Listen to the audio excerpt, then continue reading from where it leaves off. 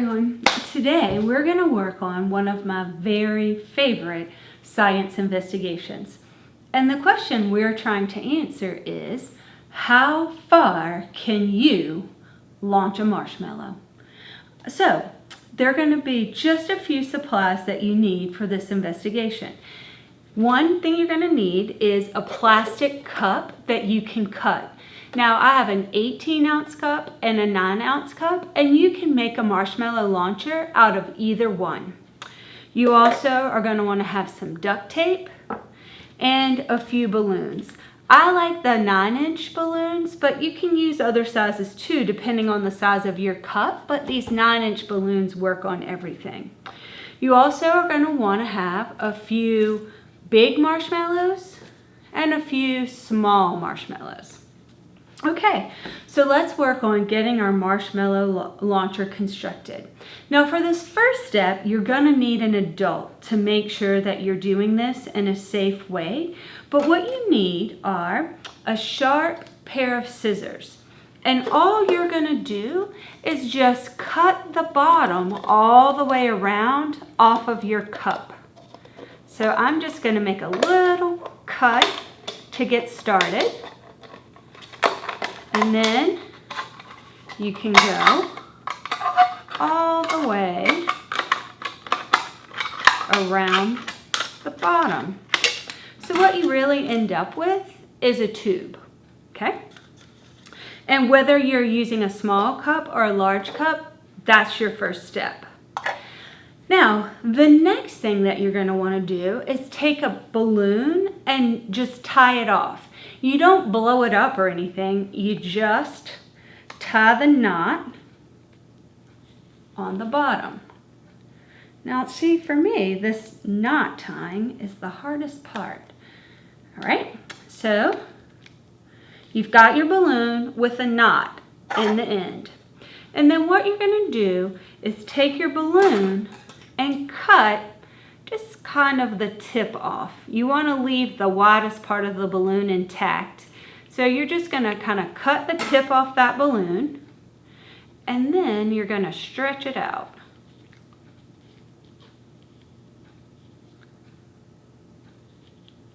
Okay? So you just take your fingers, and sometimes it's really helpful to have a second person with this step so that one person can hold the cup and the other person can stretch out the balloon. But you're just going to take that balloon and try to get the tail sort of centered in the middle of your cup. And then you're just going to pull the balloon over the sides and let it go. Okay?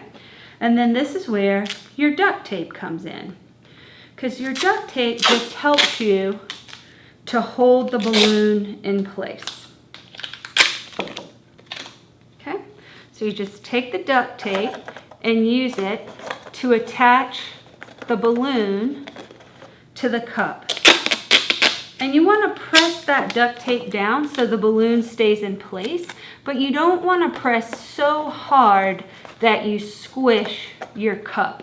So if you can see now how the inside of my cup looks, there's a straight shot for the marshmallows to come out of the cup. All right, so that's pretty simple. You've got your marshmallow launcher, and now you're ready to investigate.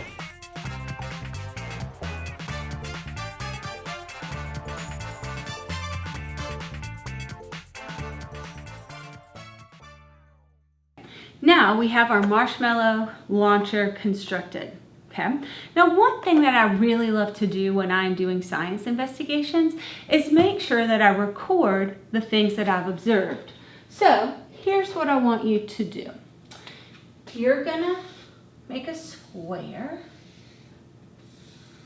and then a second square, and then above the first square you're gonna write a little, and above the second square you're going to write a lot.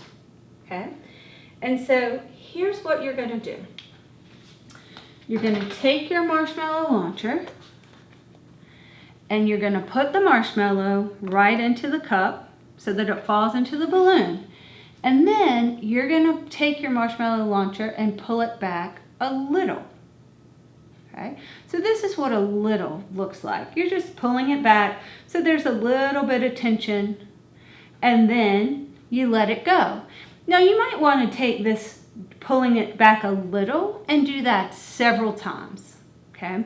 And then let go and see what happens to your marshmallow. And then underneath your box, you could write a few words to describe what happened. So when you pull your marshmallow launcher back a little, here's what happens. And then after you've done a little a few times and you're kind of getting the same result each time, then the next time you do it, you're gonna pull that marshmallow launcher back a lot. So you don't want to pull so hard that you pull the balloon off the cup, but you do just want to pull as far as you can and hold your cup. Now here's the thing.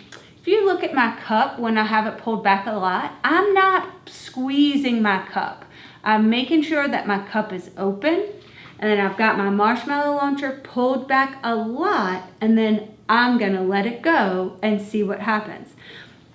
Now there are some really important safety things when you're using your marshmallow launcher. For example, you never ever want to point the marshmallow launcher at yourself and launch it, and you don't want to point your marshmallow launcher at another person and launch it. You always just want to point your marshmallow launcher off into a safe place where there's not another person, and then again you can practice with a little and a lot and compare your results.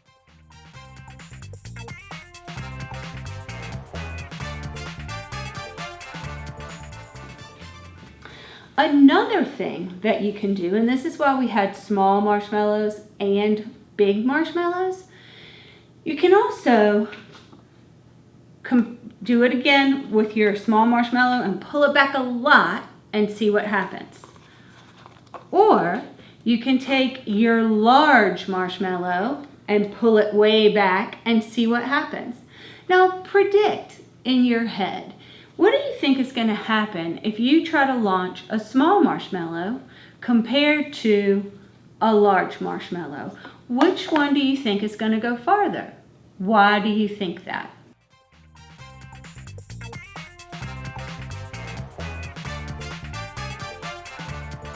I hope that you have a fun time making your marshmallow launchers and then practicing using them to launch marshmallows.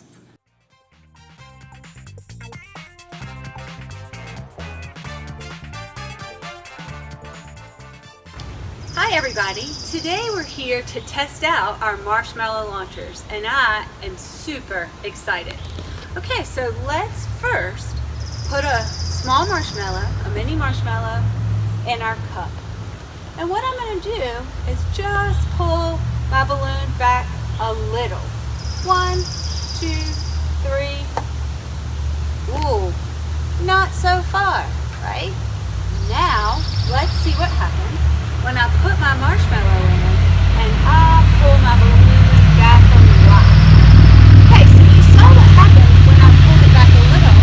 Now pause the video for a second and predict what do you think is going to happen when you pull this balloon back a lot and let it go.